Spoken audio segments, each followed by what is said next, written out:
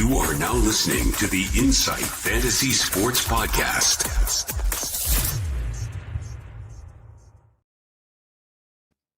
Welcome in and welcome all. We are back. It's the Insight NFL podcast tonight. Reviewing week 3.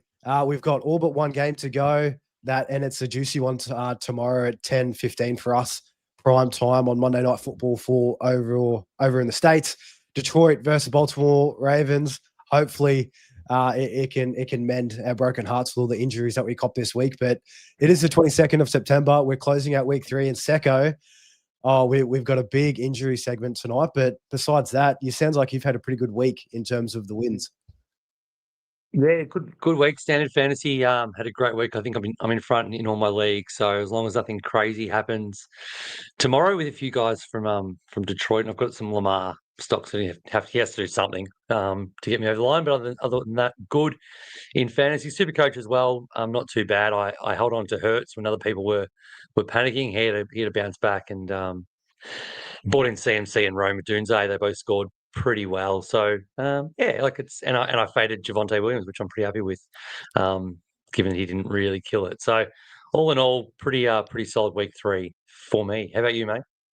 Honestly, mate, I'm ready to go into week 4. I lost in a big way to our guy Mav in the Creators League. I had CD Lamb cop a big donut. But even still, I think he's projected to beat me by 40. So, yeah, I just don't understand how Mav can have such a good team, especially when he's playing myself. But anyway, I'll hopefully get him in the run back good around. Thing Mav's not here then. Good thing Mav's off tonight. Yeah, I'm glad. Wouldn't be able to stop him. I'm very glad.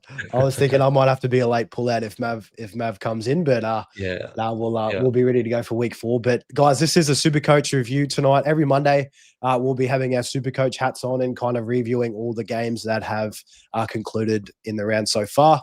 And then tomorrow night we'll be going into our traditional fantasy along with the waiver wire. And I know that was a very a busy show for people last week as we prepare for week 4.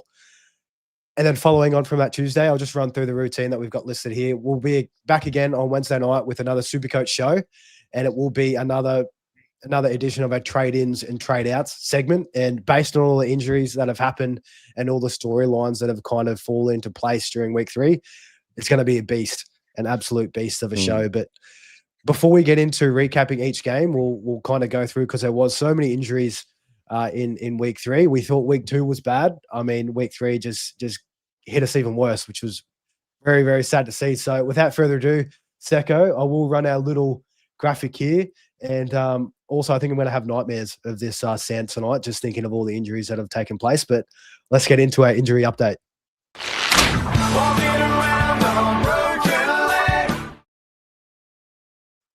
I just won't be able to get it out of my head. But starting on, Secko, CD Lamb, that's probably the biggest one that has taken place in terms of overall talent in fantasy and SuperCoach. First drive of the game for the Cowboys, and it's such a shame. Cowboys versus Bears, it was the second highest total game for the week, so it was going to be an absolute score fest. You know, I think they put up nearly 50 points, and that was without CD Lamb, but it looked like he suffered a high ankle sprain. Timeline is most likely 1 to 2 weeks. But as we saw in the game, he tried to come back in, and he just couldn't. As soon as he tried to cut, he just kind of the weight kind of fell through on that ankle. So yeah, he missed out. But with CD Lamb exiting the game very early, we saw George Pickens. He had 9 targets, got a touchdown, and then Jake Ferguson, just absolute cash Ferg, 13 receptions for 82. I believe he's the clear tight end reception leader as well that we have here. So that was just, I mean, if you've got him in SuperCoach, well done. If you've got CD Lamb along with the rest of us, it's sad. It's a sad day, but we'll unpack that and go through it. But Secko, with this news, CD Lamb, we hate seeing these stars go down, especially with all of us with the amount of ownership that he has. But how are you feeling about CD Lamb and the Cowboys as we look into week 4? Yeah, look, it's rough. As you said, it was the first drive. And yeah, by all reports, looks like a high ankle sprain, which is generally either sort of 1 week or 3. But I feel like he's the kind of guy who'll get jabbed up and come back early. So it might only be a week, or he might even try and play on it. Like, let's be honest, he might do that. But yeah, it sucks. It's all about a watch and see. I think if it's 1 week and you've got him in Well, obviously in SuperCoach, he's going to lose. He's not going to lose any money because he's actually had a DMP, so it doesn't count. So he rolls over to next week. It's not like his break even explodes because of that game. So yeah, watch the practice reports. If he's sort of trending, if he's sort of practicing in limited fashion, it's probably only 1 week away. You can hold, but we'll watch this space. You touched on Ferguson, unbelievable. I actually had him in a TE Premium League and 1.5 points per reception. I got 20 points just off his catches. So yeah, he's a freak. He's on 27 catches on the year. He's done nothing with them. He's under 200 yards. It's a bit scary, but yeah, they weren't the same team without Lamb, and Pickens had a crack, but there's a lot of bit roll guys there.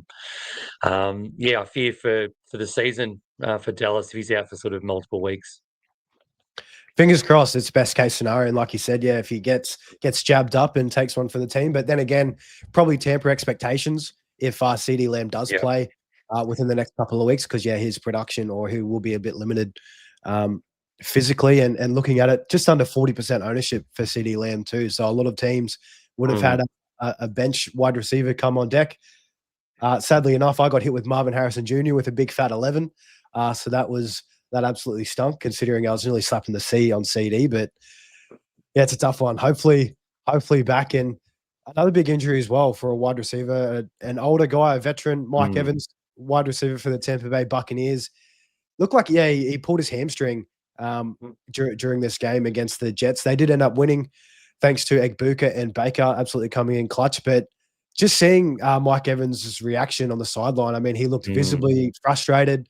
Looks like it could be a bit of a longer-term thing. I know they're kind of saying 2 to 3 weeks at the moment, but given his age, he's 32.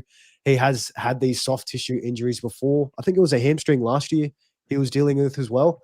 Every chance that he does get placed on the IR, which in turn just sends Egbuka, into orbit. Even on top of what he's already been doing. And also Chris Godwin is trending to return in week 4 as well. So, yeah, they won't be completely depleted, but it sucks to see Mike Evans going down.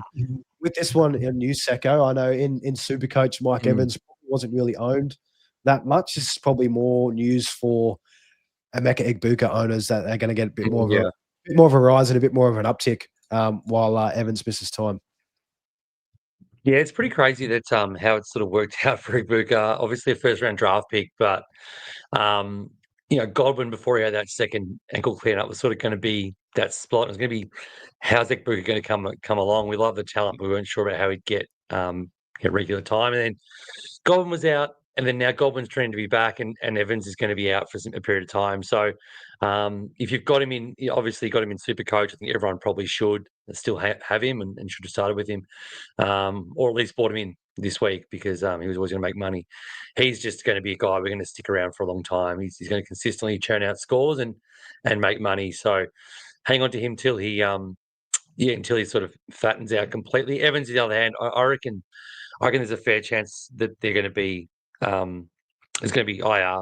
I just fear for 32-year-old receiver who the Bucks are going to have aspirations to go deep, and they're not going to want to risk this guy having a recurring thing. So it could be wrong. It could be a couple of weeks. But if you do have him in SuperCoach, he's a trade. He's not going to be back at least for a couple of weeks.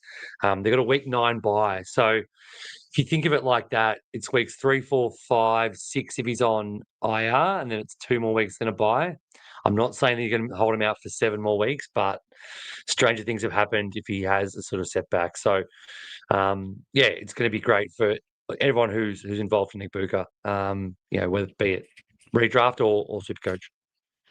And it looks like just over 2% had Mike Evans owned in that one. And so not too much effect. But with Egbuka, Secko, before we head on to the next, I haven't been starting him lately, but that will definitely change from next week. Is that the same for you? Are you bringing him off the bench and you're kind of looking at another cash cow potentially on that bench spot? Because I think he's more than capable of putting up starting numbers. I mean, he has for the past 3 weeks, but this just kind of solidifies that even more.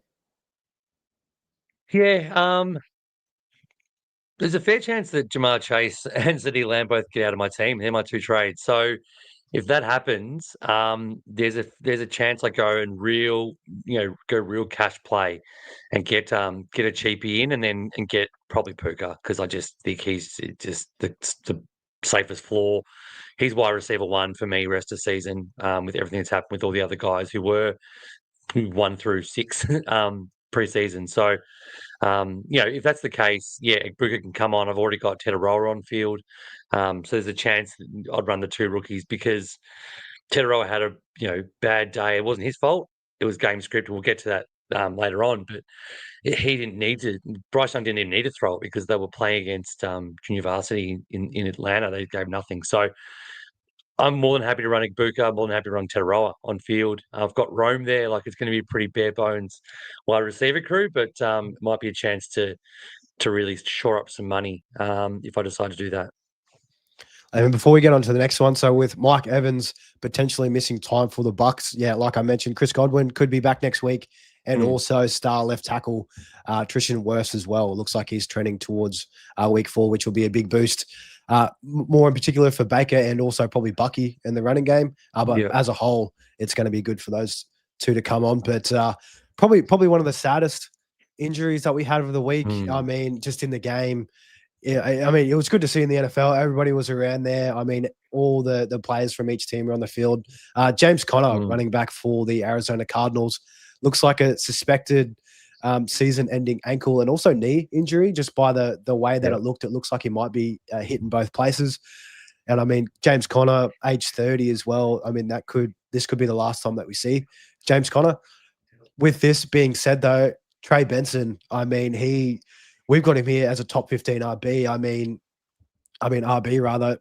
Well and truly, I mean, the workload's going to be there. Amari DiMarcado, he's another deep player in the Cardinals running back room. And I mean, he looked absolutely horrid. So it's really only going to be Trey Benson with Connor making waves. So how are you feeling about this one, Secko? Yeah, massive. DFAB hasn't stopped talking about Benson since last year. So he'd be over the moon. I know he would be. Look, it's sad. It's so funny that the commentary with Connor was always, as long as he's fit, he's great. And I'll be honest, I drafted Benson in a lot of places last year in Dynasty and other formats, just waiting out an injury, which never happened. And everyone did the same thing again this year, is being rewarded. Sad to say for Connor, but rewarded in week 3. So top 15, I think that's probably close to his floor. Like, we saw Jordan Mason come in and get all the opportunities with Aaron Jones out, and I had him as my running back 5 this week, and he fully franked that. Benson has shown plenty in limited opportunity. So, and that offense is very, very frustrating to watch. So they're going to need to lean on Benson, considering he's the only guy back there. So sucks for Connor. I don't think there's a lot of SuperCoach implications there. Obviously, redraft, just drop him. They've already said season ending. They're not going to rush him back. And Dynasty probably is the same, unfortunately, same situation. If you're running Connor, probably he can potentially go, because I feel like it might be career ending more than season. And Secko, before we move on to the next, Trey Benson, just over $4 million in terms of SuperCoach costs. Could he be a sneaky add-in on our trade-in show on Wednesday? He could. He will go up because he's played every game. So he's 4 now. What did he score? He didn't score that many, did he? So he 12, might. I may have jotted down some notes earlier, but he'll go up some money. Let me just see. Paying for time, $5 million he'll be. So you've got about 700,000. And his break even will be okay. Will be probably still minus. So you do a lot worse than that. If you're downgrading at that 5, and you got that $5 million mark in there, going to be cheaper than other people that you might want to go to. So I mean, I just think he's going to be the story of the year, potentially a top 12 running back for me. And another running back injury that's gone down, which has been massive for our SuperCoach and also traditional fantasy implications. Najee Harris, running back for the LA Chargers, looks like he's had a suspected Achilles tear. That happened pretty early on, and which is, again, terrible to see with these injuries happening to these older running backs. But in turn, we have to look at the positives. And Amario Hampton, I mean, he finally looked good. It's only taken 3 weeks and that Najee Harris injury to come through. But I mean, if you've held on to Hampton in your SuperCoach teams, I mean, he scored 43 in today's game, which is going to absolutely send his price to the moon, which is something that we love to see. But Najee Harris, Secko, for you, looking towards the future with Amarian Hampton in mind. Yeah, so I mean, obviously great for Hampton owners. A lot of people traded this week in SuperCoach. A lot of people went him up to Javonte as a bit of a cash grab. I posted something on X earlier, so if you want to check that out, look me up on at Secko_IFS and Mulls at Mullin_FF. I posted something about the potential or the Hampton projected cash increase and break evens and stuff.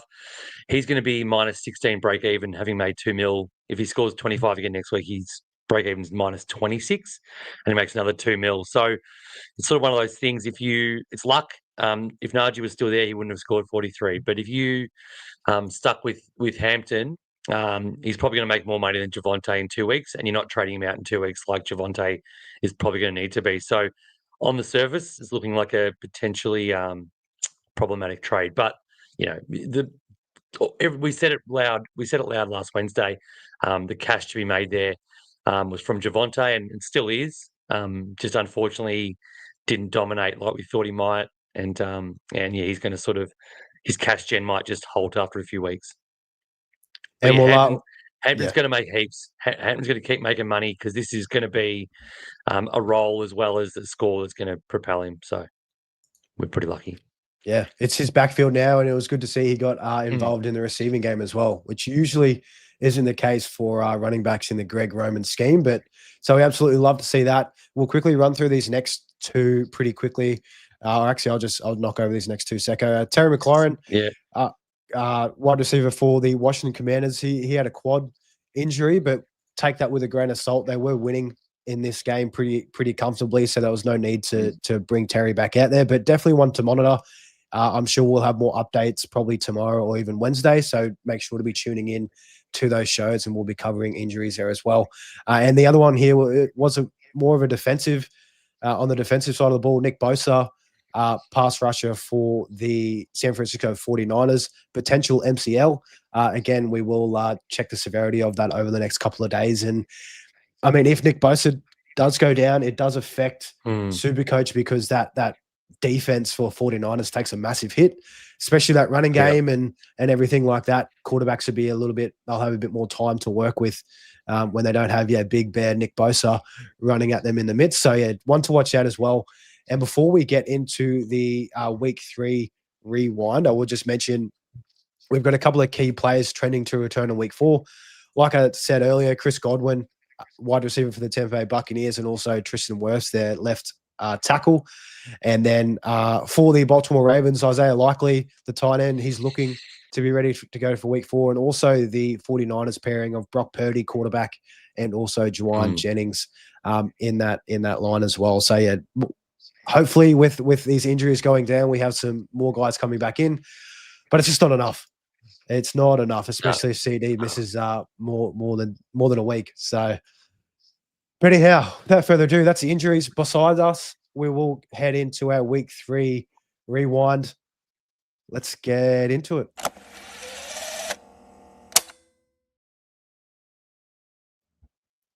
Awesome. So starting off with the first game of the week, Dolphins taking on the Bills and losing 31-21. All in all, this was probably a good start to the week. I know when I saw this, I was pretty optimistic. I was like, if this is the first game, maybe this week won't be too bad, but I was very, very wrong. Throwing it out here, the 2 top scores, both on the Bills side. Josh Allen, big 46. I know I had the blue band on him, but I just couldn't pull the trigger on looping him in. I got a little too greedy. And then James Cook, 38. Couple more just on the Bills side. Dalton Kincaid, 30. Khalil Shakir, 25. And then on the Dolphins side, Tua Tagovailoa, 27. Tyreek Hill, 26. A-Chain, 24. And Waddle, 24 as well. So, some decent scores across the board here. But in this one for you, Secko, I know I wasn't expecting Miami to put up this much of a fight. Probably more so on the defensive side. I mean, they stopped the Bills a couple of times, which I just thought they wouldn't have been able to do. But what were your main takeaways here for week 3 in our first game? Yeah, as a game, it was actually really close until Tua threw a pick and then they scored. So, but yeah, look, from a SuperCoach perspective, I think Allen 46, people, I remember back on Friday, people were upset about it. And I think in SuperCoach, you take 40 plus and don't. I mean, it's like people thinking that Lamar's 60 tomorrow is a layup, and I'm like, okay, it's pretty hard to score that. You could do a lot right. So, yeah, the 46 from Allen, if that's his sort of bad score, it's very much par for me. And yeah, you're not moving him on. If you've got him, you're holding him till he's bye at absolute least. If you want to get, thing is, him and Lamar have the same bye in week 7, so you're probably going to want to move one of them on and then bring them back at some point after that. But realistically, you keep him. James Cook though is the perennial, like, he's maybe the SuperCoach MVP, just for the POD value and what he's put out. He's at 36, 51, and 38. That's just like that's top shelf. No one's done sort of 3 above 35 that I can think of as a running back so far. Maybe Jonathan Taylor, but he's a freak. But yeah, like it's surprising that sort of 4 of the Dolphins did well. Usually that hasn't happened all year. So maybe it's a sign of things to come for them. If you've got Waddle or Tyreek or Achane especially, I think he's pretty safe as well. And moving on to the next, Carolina versus Atlanta. I mean, I definitely did not pick this one this morning when I was up at 3 a.m. I wasn't expecting this to be the score. Carolina absolutely spanking the Falcons 30-0. Michael Penix Jr. actually got subbed out halfway through this game, but then again, the game was done. They couldn't do anything. Big Kirk Cousins got in there. They were probably trying to get him a bit of a run to see if they could move him on potentially, but they're just asking for way too much on that back end. But looking at this game, Bryce Young didn't really do too much. He ran in a score on the ground, didn't get anything through the air, 120 yards. That's about it. And I mean, Tyrod McMillan will let down 3 for 48. Nothing too special on the Atlanta side of the ball. Drake London, he was probably one of the most traded out wide receivers of this week. I know I had a lot of questions for him what to do. And if you did trade out Drake London, you were rewarded. And Bijan Robinson, 13 for 72 on the ground, and then also added 5 catches through the air as well. So a safe floor. Still, the touchdown upside just quite isn't there for Bijan as of yet. But, I mean, top scorers in this game, Secko. Carolina Panthers defense was 44. The kicker Fitzgerald was 30. Bryce Young, 22, and T-Mac was 12. Chuba Hubbard put on 16. And then on the other side of the ball, Bijan, 26. Drake London, 16. Darnell Mooney, 12. And Cole Pitts, he's still surviving and fighting. He put up 11. But not too much to kind of go into on this one, Secko. But how do you kind of see this game play out? Yeah, it's sort of it's as you described. It's sort of, there was no one really. Carolina didn't have to do anything. Like, they were up easy early. It was early in the third quarter. They got a pick 6 from Penix to go. I think it was 21-0 up, or 20-0 up, or something like that. I think it was 2 field goals. Yeah. So they just, like, Bryce Young wasn't doing anything. They were just handing off to Dowdle and then Hubbard and then Dowdle and Hubbard and Dowdle. It was one of those games, and so McMillan just got hurt by game script. It was a pure game script situation, which is going to happen. He still looks amazing on the field. If you sit and watch a game, he just is better than everyone.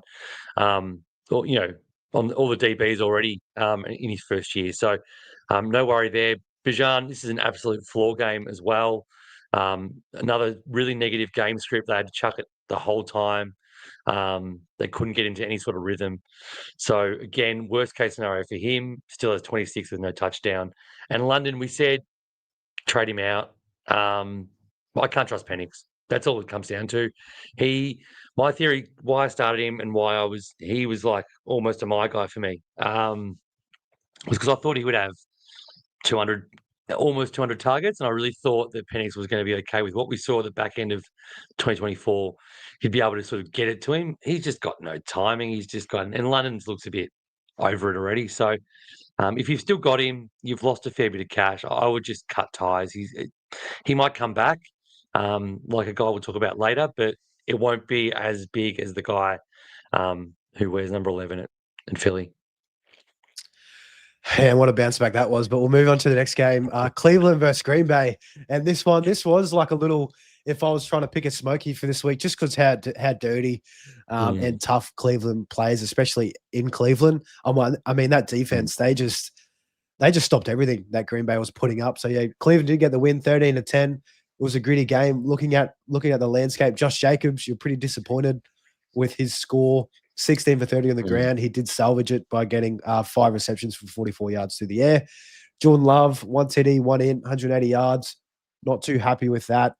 But Matthew Golden, he did see a bit of an uptick, and it was good to see some nice targets and opportunities to his way early.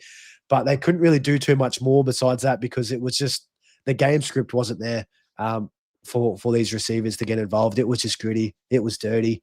But on the Cleveland Browns side of the ball, Joe Flacco didn't do anything for you whatsoever. But Quinshon Judkins, rookie running back, he's just really taken over this backfield. And against the Green Bay rushing defense that we really, we kind of want to steer clear of, I mean, he made it look like easy work. 18 for 94 and a touchdown.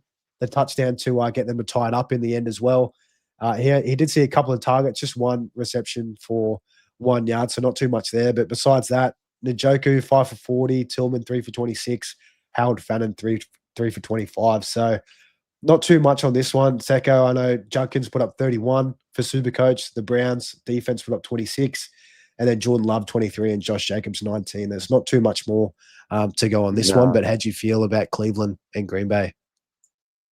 Yeah, it's funny you said that. Like, it's one of those games where it's funny. The first 2 games I've gone through on the Sunday slate, home teams getting the upset.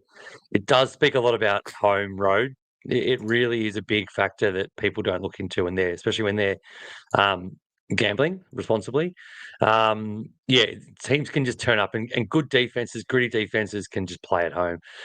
Judkins, 18 of the 19 running back runs. And he went at 5.2 against the Packers D. So if you're looking at running backs trade outs this week, I think he's the best option coming in, because he's secured the role. They're going to use him like a workhorse. They're prepared for him to get suspended sometimes. So that's the only downside. He might get suspended in 2 weeks. You might bring him in, get 1 week, and he's out. But I think Cleveland's also happy to run him into the ground, so when he's suspended, you can rest up. So that's I think, there's sort of 2 ways of looking at that. I'm probably not in a space to be getting him in this week, which sucks, because I don't want to get rid of anyone in my running back line. But if I did, he's definitely. I was a big Samson guy, but he's just non-existent now that this guy's playing. So the only other thing I wanted to mention in this game was Tucker Kraft. Unfortunately, would have been better if he wasn't picked with his knee injury. He was a decoy most of the game. He got a few catches later in the game, but he was trading by 7.3% despite the injury, which sucks, because he threw up an 8. But he'll be good after another week of resting that and then training. Moving on to our next game, it was a divisional matchup between Jacksonville Jaguars and the Houston Texans. Jags getting the win, 17-10. And starting off with Houston, I mean, that O-line just looks worse and worse. I mean, CJ Stroud can't really do anything besides that big bomb he threw to Nico Collins wide open for the 50-yard touchdown. Made his week salvageable. He was probably the only really one that had a decent week. I mean, Nico Collins, 36, CJ Stroud, 24, Nick Chubb, 10. The kicker got put up 8. So, yeah, not too much there on Houston. They just look woeful. And on the Jags side of the ball, I mean, the defense put up 24. That was their top scorer. Pretty much speaks for the game itself. Travis Etienne, he top scored in the running back room for those guys with 23. He got a touchdown at the back end. Also, Bayshell Tootin, his rookie running mate, he also got a little bit of work getting a touchdown. No receptions for either of them. Brenton Strange, he was good, 6 for 61. You were happy with that if you had him in your team at his price. But Travis Hunter, actually 2 players here, Secko, that I want to highlight here. Travis Hunter and Brian Thomas Jr. I mean, Hunter's playing more on defense. We see that because of the injuries they have to the corner. But Brian Thomas Jr., I mean, What do you have? He had 6 targets in Mm. this game, but only 2 catches for 55 yards. How are you feeling about him as we head into week 4? Really, really, really bad. I felt really bad last week, and I was telling people to trade him above everyone else in SuperCoach. A lot of people didn't take that advice. He's had 7 targets, 12 targets, and 6 targets. So in 3 games, pretty respectable. 25 total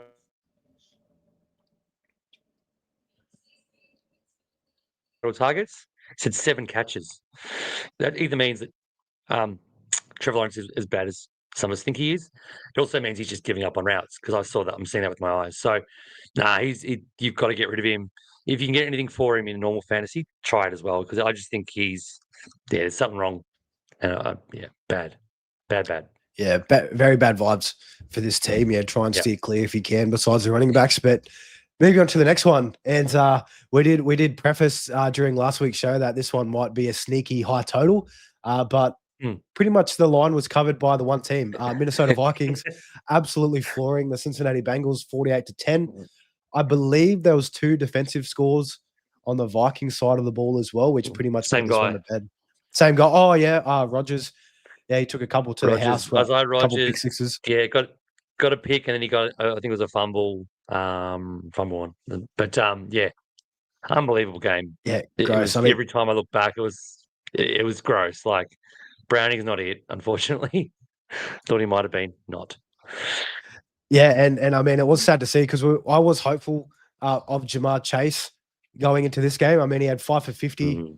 But yeah, Jake Browning, he just couldn't do anything else. And Minnesota, don't get me wrong, they are a good defense, but still, you've got Jamar Chase there, and you can only get him the ball 5 times. It's just, I don't know. Nothing, just doesn't really seem too good there. Before we get to the Vikings side of the ball, probably the biggest red alert, and if you haven't traded him already, Chase Brown is just worthless. I mean, 10 for 3 on the ground. That offensive line is just for 3.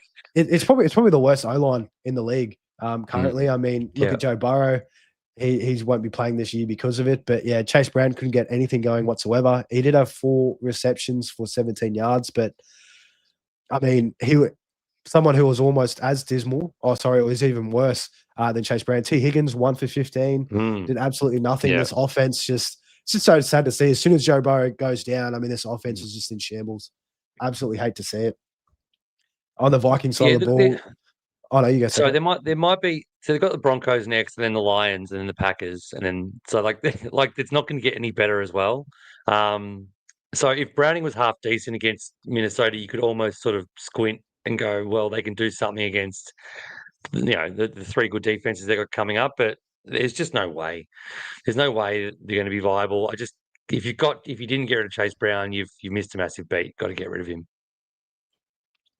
Yeah, you have to. And on the Minnesota side of the ball, the Vikings, their defense was the top scorer, of course, with the couple of pick sixes there. They put up 60, absolutely monster. And Jordan Mason was one of our picks of the week last Thursday show. Also, along with the fantasy footballers, they also picked up, but after us, just wanted to slide that one in there. But he put up 47, which was awesome. Carson Wentz, 29.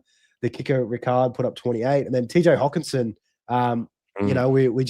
he was 3 weeks too late, or 2 weeks too late, rather. He put up 26. He was rage traded out of Mavs team week 1. And then Justin Jefferson, sad to see, but he only put up 20, 5 for 75.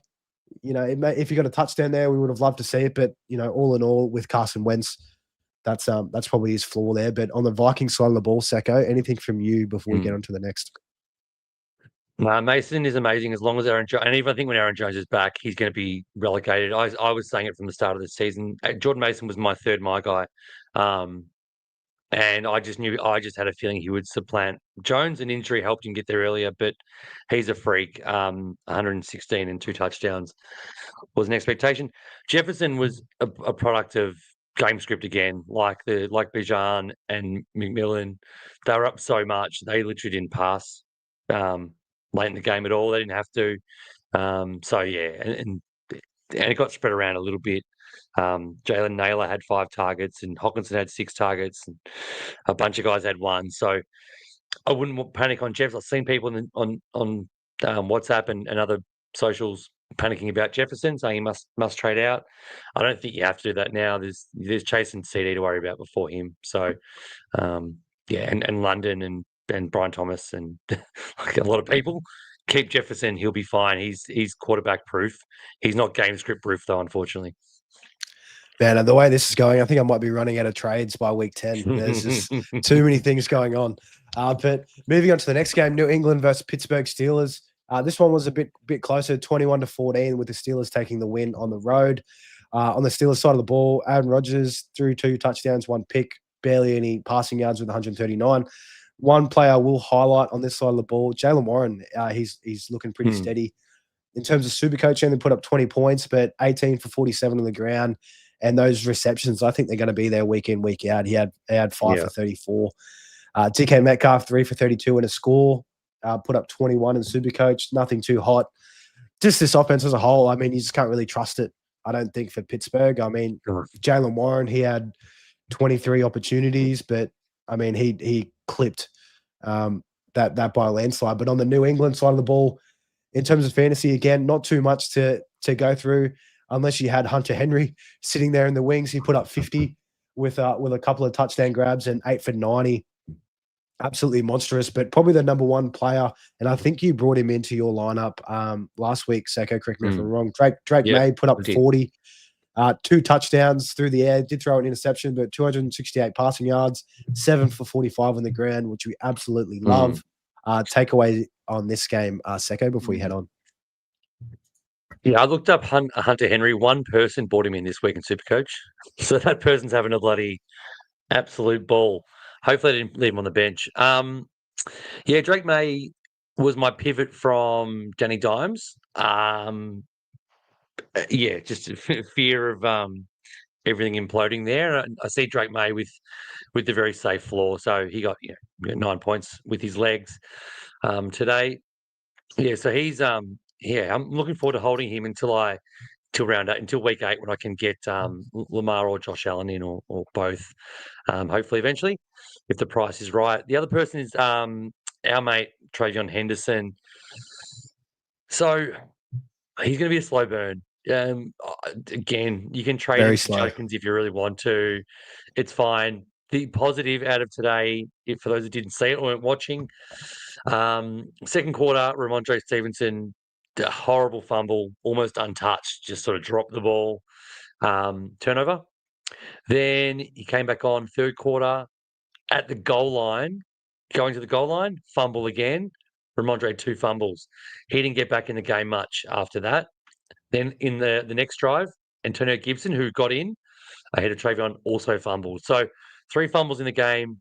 Mike Vrabel is very much he's proven that he's a very much, rookie's got to earn it kind of coach by putting Ramondre and Antonio Gibson in again and again and again and again and again when there's a better guy behind him.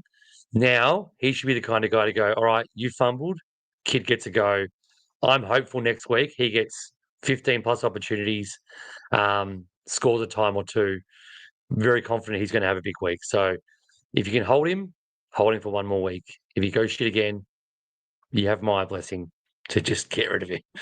I think it's a tough one. I mean, I love Henderson, but it's just, I don't know, that Patriots offense. I mean, McDaniels, what the hell is he doing? Like, does it really need to take all these fumbles for this to kind of happen? And he got a fair few touches in this game, but it was at the back end. Like, they were kind of scrounging. Yeah. Didn't really have a good opportunity for this one. But I think a lot of questions for Henderson this week, and it'll be interesting to see how much he is traded out in terms of SuperCoach. But moving on to the next one, and this was a great game to watch. Did start off a little slow. Not for the Rams, but Philly taking on the Rams in Philadelphia, and they did get the win, 33-26, and that was in the death. And Secko, this one probably hurt you a bit as a Rams fan, but field goal to win it with the clock running down, in position, blocked kick, picked up by the Philly special teams, and a big man took it to the house for a score at the back end for them to seal the deal. But a lot of SuperCoach points on this one, and we were mentioning Jalen Hurts. If you did hang on to him, you were rewarded 58. At the moment, he would have been your best captain option currently. And then with this also, AJ Brown, just a week too late. again, so many people last week telling me what to do with AJ Brown before the Chiefs game. I said he'll bounce back in a big way, but DFAB called it. He said, I think it'll happen against the Rams, and it did. He went for 6 for 109 in a score. And also his passing mate in Devonta Smith, 8 for 60 in a score as well, which was good. Jalen Hurts, 3 touchdowns through the air, also got one on the ground along with 40 rushing yards, which we love to see. And on the Rams side of the ball, Kyron Williams, 35, was a little bit hesitant against this run defense, but Kyron just kind of always seems to get it done against Philly. Kind of maybe they work their way around that. But Puka Nacua, tried and true, put up 34, 11 for 112. No touchdown. That's just all base stats. I mean, he's just doing this like it's nothing. And also Devontae Adams put up 26 as well. And then also their kicker Cardi put up 34. But takeaways on this one for you, Secko? Yeah, heaps of points. Everyone you sort of wanted to get some points, and SuperCoach did, which is great. Yeah, AJ Brown, it was still the right choice to get rid of him. He had a 70 break even. It just sucks. It was always going to be a game where Hurts had to pass the ball a bit more, and it just took playing a competent offense for the first time in the season. Got that happening. But yeah, look, Smith had a great game as well. Puka's just like a metronome. You can just lock him in for minimum 8 catches and 80 yards. Like it just seems like that's going to be. It's what Stafford had with Cup all those years. It's exactly the same. You love to see it. Kyron I'm a bit concerned about Kyron. Blake Corum had another 8 carries. McVay said he was going to look at the 35-65 situation, which essentially happened. More or less, he had 30% of the carries between the two of them, and he went for 6.6 yards a carry against Philly. So he's consistently over that 6 yards a carry. I feel like Kyron's is going to have more and more work dipped into him. So obviously hold on to him in SuperCoach if you've got him because he's scoring well, but just something to watch. Other than that, great outing by both teams, and we won't talk about the real life outcome. Moving on, Tampa Bay versus New York Jets. This one was a little bit gross. Tyrod Taylor had the start for the Jets side of the ball. Didn't do too much with it. He did put up 34 points at SuperCoach, but I'd hate to think anybody would have had Tyrod Taylor starting this week. But good to see him support Garrett Wilson, 10 for 84 on 13 targets and also a score. Absolutely love to see. I think week in, week out, Garrett Wilson, doesn't matter who the quarterback is. He's just going to get absolutely fed. Bit disappointing for Breece Hall. He put up 14 SuperCoach points. Again, didn't really do too much on the ground, and his 4 receptions through the air kind of brought him back into relevancy. On the Bucs side of the ball, their kicker, McLaughlin, top scored with 42. Baker put up 34. Their defense put up 28, and Bucky and Igbuka both put up 23. So serviceable. You would have liked a little bit more, but on the Bucs side of the ball, Bucky's just the clear dude. Tried and true. He had 29 opportunities, 25 carries on this one against a pretty tough Jets run defense. They've got a couple big guys on that D-line. And then again, Emeka Igbuka, 6 for 85. And I think in the final drive for them to win it, he had that nice grab. I think it was 30 yards or something as well to get that drive going. So with the news to Mike Evans that we mentioned, he's just going to get even more work. Even if Godwin comes back, he's not going to be fully healthy at the gate. But Tampa Bay versus New York Jets for you, Secko. Anything to take away on this one? No, you've covered it pretty well. We did touch on it off the top. Obviously, the Evans injury is massive for this team and for fantasy and SuperCoach. So I'm just looking up Evans targets. So Evans had 19 targets the first 2 games, and the one knock on Igbuka was that he wasn't getting the most opportunities and the most targets, and he was super efficient with them and scoring really well, and was also a touchdown and bound to regress. So now with him out, you feel like that target share is going to uptick, and the touchdown should very much be there. So I think just stay on board with him. He'll be in the team for a long time. Garrett Wilson he's the entirety of the offense. Like, let's be honest. He had 13 targets. Other wide receivers who had targets were Tyler Johnson 3, Alan Lazard 3, and Arian Smith 2. That's it. Then there was, Braylon Allen, Brees Hall, and Mason Taylor were the only ones who got targets. Like, this guy is just going to continue to get 33% or more targets. So he must have almost 40 today. Just, if you've got him in SuperCoach, great. If you've got him in normal fantasy, great. He's going to be fine with Fields or Taylor, doesn't matter. He's good. And on the next game, another divisional matchup, the Indianapolis Colts taking on the Tennessee Titans. And this was just the Jonathan Taylor game. I mean, for the Colts side, he just did everything. 17 for 102 on the ground, 3 scores. He also put up 3 catches through the air, but he went for a monster 62 SuperCoach points. Kicking myself that I picked him up a heap in normal fantasy, but just faded in SuperCoach for some reason. But, you can't win them all. Got to take what you can. Michael Pittman Jr., the top wide receiver on the Colts on the ball, put up 32. What did he have? He had 6 for 73 in a score, looking like the clear number one. I mean, him compared to Josh Downs, 2 for 34, not on the same level. Tyler Warren put up a low 3 for 38, but game scripted out. Like I said, this is a JT game. They didn't really need the pass catchers to do too much on that side of the ball. Same with Danny Dimes. He still put up 31 SuperCoach points, but 4 for 27 on the ground and a TD through the air with 200+ yards to go along with it. On the Tennessee side of the ball, I know I traded out Cam Ward a long time ago, but he put up 25 for 25 in this one in terms of SuperCoach. I just think, I don't know. This Tennessee, I don't want anything to do with this Tennessee offense. In traditional fantasy, it's probably Tony Pollard and Alec Ayomanor, and that's probably about it. Alec Ayomanor, their 4th-round rookie pick, wide receiver, put up 4 for 38 and also a touchdown. Chika Okonkwo, 5 for 66, getting some love. But Calvin Ridley, 1 for 27 on 7 targets. I think it just kind of speaks to how that Cam Ward connection has been going with Calvin Ridley.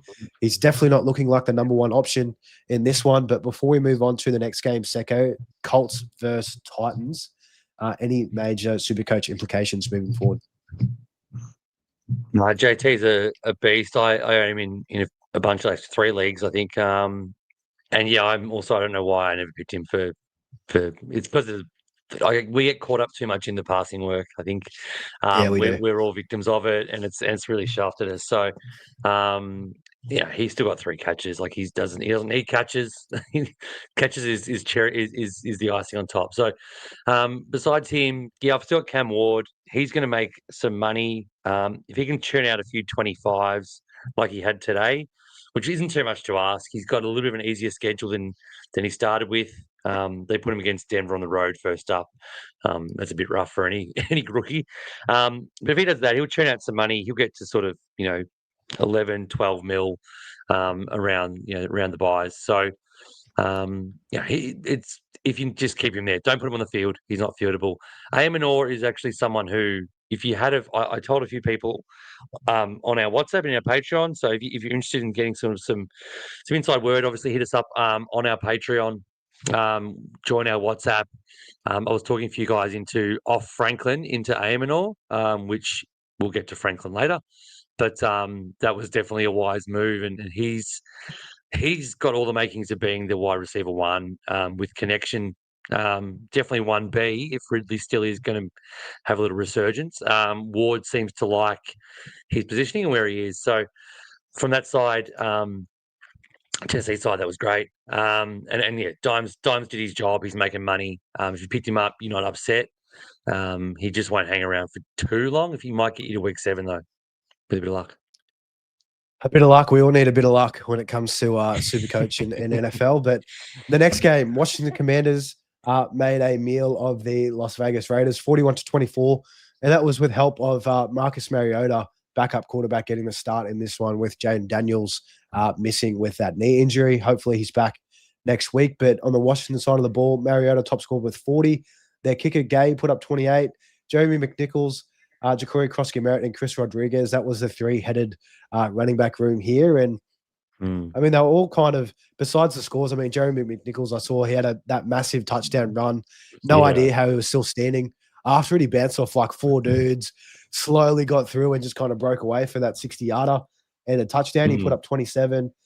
Bill Krosky-Merritt, 19. He did get a goal line look at the back end, but even still, only 9 opportunities in this game compared to Chris Rodriguez, who did see 11. So it's all fairly split. Interesting to see how that one looks when Jane Daniels comes back on. But Terry McLaurin was a little bit of a letdown, 17 SuperCoach points and 3 for 74. Again, take this with a grain of salt. He was dealing with that quad injury, and they were kind of game scripted out. Washington ran away with this game before Raiders could really do anything about it. And also Deebo Samuel, 2 for 11. Pretty disappointing with 7 points there. But on the Raiders side of the ball, our current top scorer, and I'd hate to know, I think there's probably a handful of people in Australia that had this guy on their roster, but Trey Tucker put up a whopping 73, 8 for 145 and 3 scores. That was all of Gino's passing touchdowns, all towards Trey Tucker. And yeah, I'm not even going to spend too much time on that. Nobody, if you did pick up Trey Tucker, then maybe you could jump on the pod and maybe show us your crystal ball, because I have no idea how you saw that one coming. Gino Smith in turn with his 3 touchdowns, 52. But the trio of letdowns that might have been relevant for the Las Vegas sides. Jacoby Myers put up 15, Brock Bowers put up 15, and Ashton Genty only put up 12 also. But starting with Ashton Genty, Secko, probably the main storyline heading into this week was is he going to get an increased workload? He did get that. He was 17 carries, 63 yards. Didn't get a sniff during in the receiving game, which was a bit of a surprise considering how far behind they were for the majority of this game. But how are you feeling about him as we look into week 4? How am I feeling about him? You can't trade him out. You can, but I just don't. Yeah, I don't know. He's the kind of guy who can have one big game, and like Hampton did. If you trade him out this week, he might have 120 and 2 touchdowns, and he goes big. So I think we've got to the stage now that Hampton's the lead dog. We can consider putting Hampton on field over Genty. I think Genty's still in the park. He'll still be in a negative break even, I believe. So yeah, it's just one of those things that sucks. Bowers is obviously a bigger concern for me. He got sort of bailed out with a couple of late catches to get his score up there a little bit. He was on sort of 2 for 15, I think, most of the game. And luckily they were down by so much they had to keep throwing, but they went to Trey Tucker, who's also owned by 247 people. So there you go. I don't know how they found that, but yeah, I don't know. I don't want to say trade Bowers out, but I'm going to say trade Bowers out. He's given you nothing for 2 straight weeks. He's got a split bye with McBride. So if you've got McBride and Bowers, some people will have Bride McBowers and Lamar and Josh Allen. It's going to be back-to-back weeks, tough weeks to cover those guys. So I don't know. It's something to think about. Bowers just isn't the same guy, or this offense isn't the same as it was. Yeah, hopefully, I know for me, Brock Bowers, I've already spent too many trades, so I'll be grasping at a hopefully of a week 4 bounce back. But yeah, it's just this offense. I mean, good to see Gino getting 3 touchdowns, but spread them around. None of us have Trey Tucker or not any more than 270 odd, like you mentioned. But yeah, geez, those guys, they just must have had some vivid dreams about Trey Tucker heading into week 3. But moving on, a divisional game and another good game that happened in this slate. The Denver Broncos heading into LA against the Chargers. Chargers won with a walk-off field goal, 23-20. On the Broncos side of the ball, J.K. Dobbins just far and above the number 1 running back. Him compared to R.J. Harvey, 11 for 83 and a touchdown, had 29 SuperCoach points. Bo Nix put up a measly 26 points. That's not too bad. Did add a little bit on the ground. Cortland Sutton, that was the main scorer for the Broncos, 6 for 118 and also a touchdown. And on that touchdown, he was wide open too. So that was a nice break for him. And on the Chargers side of the ball, Justin Herbert, 300 passing yards, 1 touchdown, 1 int. Didn't really add too much with his legs, but he put up 31. So serviceable. Keenan Allen was the top scorer in the wide receiver room, 7 for 65 in that score to get it all tied up at the back end of the game. Quinton Johnston, 6 for 89, and he's had 3 pretty decent games here back-to-back. 23, again, not highly owned in SuperCoach, probably more so owned in traditional fantasy, just given what his cost was. But the obvious storyline that I have to bring up, Secko, before throwing it to you, Amarian Hampton, as we mentioned, was the main beneficiary of that Najee Harris going down. with that Achilles injury. Most likely he'll be out for the year. And Hampton, 19 for 70, touchdown on the ground, and also added 6 for 59 through the air as well, which is just what you love to see. He top scored with 43. Hampton, Secko, finally, we're getting some good luck come around. Looks to be a serviceable starter for the rest of the season. How are you feeling about Hampton? Yeah, great. Like this offense looks amazing. They're 3-0. They got the win over a really solid team in Denver. A really good defense. Herbert didn't have to do as much as he has done. Like Hampton's going to get a lot of opportunities. Behind him is, they have Darius Davis, or his name is. I think his son Haskins is still there. They cut Kamani Vidal. He was last year's dynasty darling.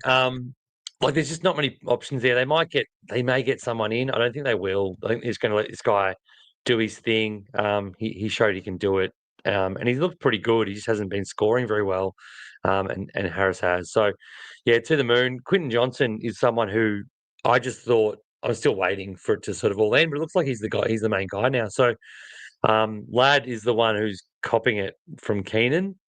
So Ladd McConkey, I was big on. He was a massive trade target for me this week, and luckily for me, no one bit what I was on my bait for him. Still might come good, but yeah, Quentin Johnson's the guy. Ken Allen's a top 15 receiver at the moment, and RJ Harvey, if you still have him, just get rid of him. He's too far down the pecking order to have any impact. So that's pretty much it for them. Yeah, Ladd McConkey, I mean, if you took him where he was being drafted and also in SuperCoach's price, you definitely let down with that result. But moving on, Seattle Seahawks versus the New Orleans Saints. This one was a thrashing. 44, the Seahawks to the Saints 13. Seahawks side of the ball, all Kenneth Walker, all Jackson Smith and Jigba with a little sprinkle of Torrey Horton. So Zach Charbonnet did miss this game. Kenneth Walker on the ground, 16 for 38. Not efficient whatsoever, but he did add in 2 scores to go along with it. 1 reception in the receiving game, not too much, but JSN finally getting a touchdown to start the year. He went 5 for 96 in a score. He put up 36 SuperCoach points. I think, and at his price too, he might be a little target for me as we head into week 4, just given his costs. And I'm not too sure if he would have risen a whole heap, given that this was his first touchdown as well. So, but I'm sure we'll cover that on Wednesday's show. Kenneth Walker put up 34, this couple of scores. Sam Darnold looking decent, put up 33. On the Saints side of the ball, Spencer Rattler 25, Olave 21, and Juwan Johnson put up 16. Bit of a letdown from Alvin Kamara, only putting up 11 points. But yeah, he didn't really do too much. Only 1 catch through the air as well, which is a bit surprising given that they were down behind a lot of this game. But this game was done by pretty much halftime. So a lot of the starters, they weren't getting the full run. But Chris Olave, 10 receptions, 14 targets, 10 receptions, but only 57 yards. I mean, the volume's going to be there for him all year, I think, and gives you a floor, not a whole lot of upside. Are you looking at Chris Olave whatsoever, Secko, or it's JSN, pretty much end of list from this game? Yeah, it is. He'll go up 1.2 mil, so he'll be $15 million. If you want to buy into JSN, he'll have a pretty low break even though. Again, Kenneth Walker's an option. They had a lot of short fields, so yes, his efficiency was bad. They had, there's a lot of times he sort of got in the 2-yard line and just pounded it in. Those 2 touchdowns. You can't run more than 2 yards per carry when you're at 2 yards out. So he was good. Charbonnet will come back and they'll probably split again, but Walker showed last week he's the main guy. Other than that, nothing of note. Just avoid Saints. There's no fun in having any Saints players, I don't think. It's a hard watch. Very hard watch. Very hard watch. Move to the next game, which should have been just everything that we wanted and more, but but sadly the CD injury just kind of left for wanting in this one. Chicago Bears beating the Dallas Cowboys 31-14. The Bears looked really good. I mean, Caleb Williams put up 4 touchdowns, no interceptions, just under 300 passing yards. Had 5 carries, but didn't really do too much on the ground. But looking at this one from a SuperCoach point of view, Caleb Williams, 57, top point scorer. Luther Burden getting a run in this one, put up 36 points. He had that big 65-yard touchdown, just absolutely wide open. Roma Dunze, great to see. Didn't have a whole lot of receptions. He did have 7 targets for 3 catches and 62 yards. but he did get that end zone grab as well, which boosted his SuperCoach score up to 27. DJ Moore back in the scorer's circle. He had 4 for 21 in a score, put up 21 points. DeAndre Swift didn't do too much with 18, but on the Cowboys side of the ball, George Pickens, 30. Jake Ferguson, who we were mentioning, if you do have Jake Ferg, you'd be pretty happy with that. And also his outlook moving forward if CD does miss time. Javonte Williams put up 19. Even still, he's still probably making you cash at that rate, but it is a bit of a letdown if you did kind of bring him in. And Dak Prescott put up 28 as well in here. Anything from you on Secko before we get on to 49ers in the cards? No, there's a lot of players in there, and a lot of players to mention. Look, the reality is that Caleb looked really good, which he hasn't done a lot of. Even Colston Loveland got a few routes. I was trying to look up while you were talking how many he got, but he's not on this list, so he mustn't have got many. He had 3 targets though, but yeah, he had less than 34 routes out of the 65, I think it was. So still down there. But yeah, look, CeeDee Lamb's the big story. Obviously, we touched on it. It hurts. Javonte had 2 fumbles, so he was better than what his score was. Probably that's one thing to take away. If you did trade into him, he actually still performed quite well. And Rome was a person a lot of people bought in. He could have had a bigger day. Yeah, he just didn't get a couple more of those passes his way later. But 27 you'll take, given his break even was minus 41, I believe, which by my calculations has him making a shitload of cash. $3.5 million. We love to hear this it. week. That's what cash is king, as Mav always likes to say. So yeah, we'll see some cash coming in from those guys. But next game, 49ers taking on Arizona. This one in terms of point scoring was it was a gross game to watch, especially if you were a Cardinals fan watching this one and seeing Marvin Harrison Jr. just dropping the easiest catch. He had so much space around him, right on his chest, just dropped it. And then, I don't know. The vibes are just off in that field. But the 49ers did win 16-15. Might be the last start we have for Mac Jones with Brock Purdy coming in, but he's looked serviceable the last couple of weeks. Christian McCaffrey put up a nice 37. Should have been more if they didn't give the touchdown to Kyle Juszczyk in the death there. That would have been a real nice. I know myself, I had the big C on him, and so did Secko as well, along with plenty of others, I'm sure, as well. He was looking up to be a nice little juicy pod against the Cards. Ricky Pearsall, 8 for 117. He was the only really other person that did anything in this game, put up 31 points in SuperCoach. But on the Cardinals side of the ball, like we mentioned, James Conner going down, presumably for the year.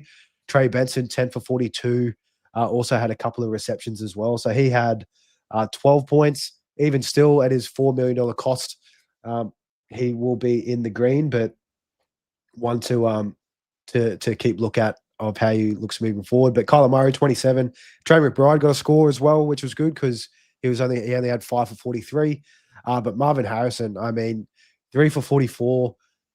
I've got him in my team. He's on the bench at the moment, and thanks to CD, I had that score come in. But I don't know if I can even move Marv. I need to save trades. I'm just kind of hopeful.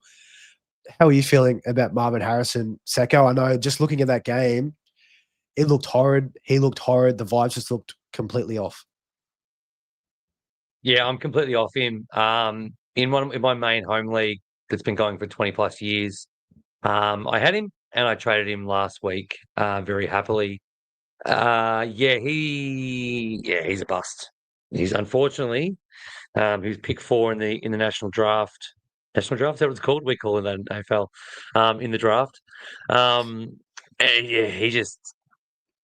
He doesn't have it. I don't know. It's partly Kyler's fault. It's a lot Petzing's fault, the offensive coordinator. But he just doesn't. Again, he had six targets, 3 catches, didn't do enough with them. Off him. Trey McBride's the story. First of many touchdowns for him, unlike every other year of his career, going back to high school. Hopefully he can get put into the end zone a lot because he's just too good a player not to be scoring. And Benson, you said it, and we said it off the top. I think he's in for a very bright last 12 weeks or so. And our last game of the Monday second last game of the slate. Kansas City Chiefs taking on the New York Giants in New York. Chiefs won 22-9. Pretty gross game all around. And honestly, I wasn't really expecting a whole lot in this one. But with that being said, Cam Scatterbo top scored for the game. And I think he's going to be traded in a whole lot as it opens up from tomorrow. Yeah, 42 for him. He's well and above the best running back in this offense for New York. I know Tyron Tracy did cop a little bit of an injury, but I mean, 10 for 60 on the ground for Cam Scatterbo. And the best thing that I like to see when it comes to running backs, 6 for 61 through the air. Looks really good, looks competent. Pass blocking, I mean, gee, if I was trying to rush their quarterback, I'd hate to see Cam Scatterbo, get ready in the stance because, yeah, he loves contact. He loves that physicality. But Russell Wilson, absolutely dirt. You could see he was just losing patience in this game. The Chiefs weren't giving up anything. And as soon as he throws a couple deep, he gets picked off both of them. Yeah. Hopefully Jackson Dart is inching closer and closer towards getting a start. I mean, they are 0-3. Head coach Daboll's definitely on the hot seat, so hopefully they can kind of bring in the young'un to sling it around. But Wan'Dale Robinson, fall from grace after last week, 1 from 26 through the air. And then Malik Neighbors, just sad to see. He had 7 targets, but only caught 2 for 13. This was just the Chiefs, they were just locking him up. McDuffie was on him all game. Absolute shutdown with this one. I actually had Neighbors traded into my team before week 3 started, and I made the pivot to Puka Nacua purely based on the defensive matchup. Very happy with that one. Neighbors dropping a big 4, but on the Chiefs side of the ball, Patty Mahomes threw up 25. It's okay, but Tyquan Thornton, again, good luck if anybody had him. He put up 31. The kicker Butker put up 26, but Travis Kelce, terrible game, put up 9 SuperCoach points. Isaiah Pacheco put up 10. And that's pretty much it from that side of the ball. Hollywood Brown put up 12. Xavier Worthy not back on deck yet, probably lining up for next week. That was probably another mention we forgot to add in. But on our last game, as we head into Baltimore, Detroit tomorrow, Secko, anything to take away from you from the Giants, Kansas City? Look, you hit the nail on the head at the start. I think Scatterbo is going to be quite heavily bought in. He's a good option. It sort of is between him and Judkins on who you decide to bring in. I've just done the quick sums, and sorry, I'm just padding for a little bit of time so I can find him. With his score today of 42, he'll have a minus 35 break even next week, Scatterbo. If he can churn out 325s, he'll have made an extra. So he'll be 6.3 million. He'll be up to $12.5 million out of week 7 if he can just have a bunch of 25s. And I think he can do it with his catching. It's obviously a chance of having some down games, so don't take that as gospel, but it's within the realms of possibility. So he'll be very, even though he goes up to 6.5 or so, he'll be still very popular as a trade-in, much in the way that Javonte Williams was this week, just gone. Otherwise, yeah, Neighbors is I thought that was beyond him. I thought he was sort of proof, of donut proof. He was on 0 for a very, very long time as well. I think we're just, next week they've got LA Chargers, the Giants do, so they'll be on 4. Dable may or may not be sacked. He may also say to the brass in the front office, okay, I'll move to Dart. Let me keep my job. And then they'll play the Saints and win. So Jackson Dart, week 5, you've heard it here first. He'll be in. They won't start him against the Chargers. So, but yeah, not long to wait. Hopefully that's good for Neighbors. And finally, Kelce, I think you can get rid of him in SuperCoach if you've still got him. There's other options. Even Hawkinson had a game that Kelce could only dream of these days. So if you've still got him, you can look to move him to anyone, really. Maybe Kraft. And maybe it could have been Taylor Swift wasn't at this one. Maybe that's just all Travis Kelce needs. But no, in all seriousness, she's given up already. Wow. She's given up already, and so have we. Moved on from Kelce. Guys, that'll wrap us up here for our week 3 review. We do have a couple of comments here in the chat as well. Thanks heaps, everybody, for throwing these in and waiting towards the end of the show. I'll just throw up, if you are watching on YouTube, please like and subscribe. It's a nice free way of supporting us here at Insight NFL. We absolutely love it. I mentioned it last week, but Mav gets an absolute Nick Chubb every time a like and subscribe comes through on the YouTube. So make sure you can get over there. We absolutely love it. Also, just to note, all of our socials are in the description below. So if you want to keep up to date with things throughout the week, throughout the season, make sure to follow us on X and also Instagram. But to get to the comments here, let's just speed through these. A couple here, Secko. Troy at the start of the show. What's up, guys? Thanks for throwing this in, Troy. Hopefully you stuck around here for the end. Josh Zapp, good evening, boys. So sad about CD. We all are, mate. We are. It's absolutely terrible. Another one from Josh. Can never get the start right between Egbuka and T-Mac. Evans' injury solidifies Egbuka. I was the same. I started T-Mac over Egbuka this week in SuperCoach. Of course, you know, it's hard to pick. Would have never have picked Panthers getting absolutely rolling the Falcons like that. Justin, the Cheeseheads got pounded by the Browns at the dog pound. They sure do. They sure do. That cheese is going moldy next week, mate. Throw it in the fridge. Throw it in the bin, rather. She's gone. Justin's throwing another one here. If you get the top quarterback at the flex position, I think it's a good play early to get the points. And that's probably something, that we've kind of covered over the first couple of weeks. Dual premium quarterbacks. A lot of the top teams started with them out the gates. And, yeah, they are just absolutely reaping the rewards in that one. I will throw this one to you, Secko, from our mate Punter. Thanks for your comments, Punter. I just love having to say that. This is in traditional fantasy. In draft, I have Brock Bowers, Tucker Kraft, Dalton Kincaid. Who would you trade and what RB would be a fair swap? I have Bijan, Irving, and Charbonnet. So what tight end are you looking to trade out in this scenario, Secko? And in return, what running back do you think would be feasible? I'll be different to almost everyone else. I think you know my answer from the previous game that we highlighted. I'd trade Bowers out. He gets you the most in return. I honestly think Kraft and Bowers, the difference is a handful of points. I actually think Kraft's a good chance of being better than Bowers rest of the season. Kincaid, take it or leave it. You won't get anything for him. So I would trade Bowers, and who I would look to get.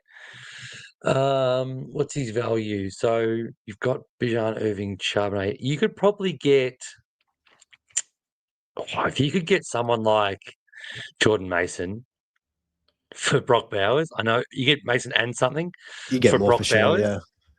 Yeah, Mason and a good receiver. The problem is a lot of people aren't going to buy Bowers now on the back of three stinkers. That's the only issue. You're selling at his lowest point. But the name value enough could be something to get you big. That's just me. I don't think he's the tight end one this season. So Kraft would probably get you what I was saying then, would probably get you a Mason straight swap.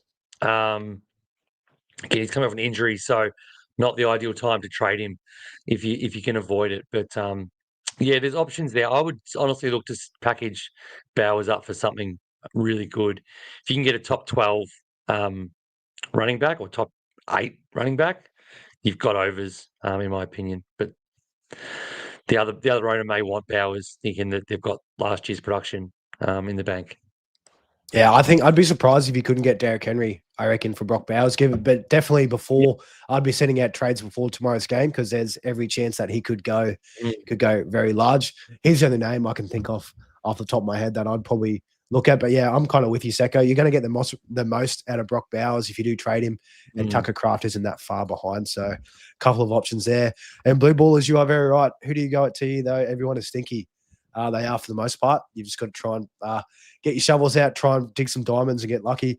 Elaine Abraham, thanks for throwing these in the comment. My team got destroyed this week. Never thought having London and Chase as my wide receivers wouldn't be enough.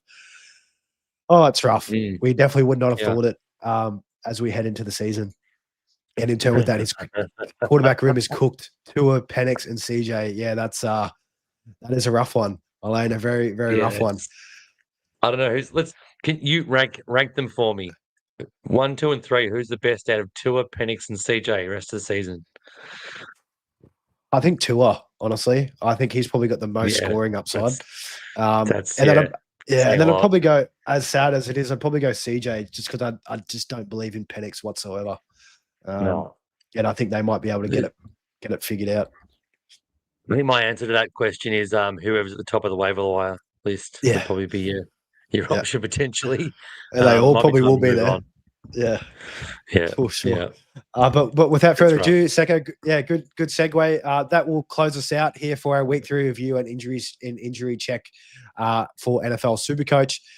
Tomorrow's show will be traditional fantasy based. We'll be covering the final game, Detroit versus Baltimore, recapping that one and any fantasy implications that might have happened. Hopefully no injuries. We will have some injury updates and also our waiver wire ads for week 4 as we put this week to bed and start getting ready for the future. So make sure to stick around for that. And we'll also be back Wednesday for our trade-ins and trade-outs. But thanks heaps, everybody, for tuning in. Best of luck with tomorrow's game. If you are hanging out on a couple of matchups for that, I hope Lamar and the boys absolutely go ballistic. And also on the other side of it for Detroit as well. But that's for myself here and also Secko at Insight NFL.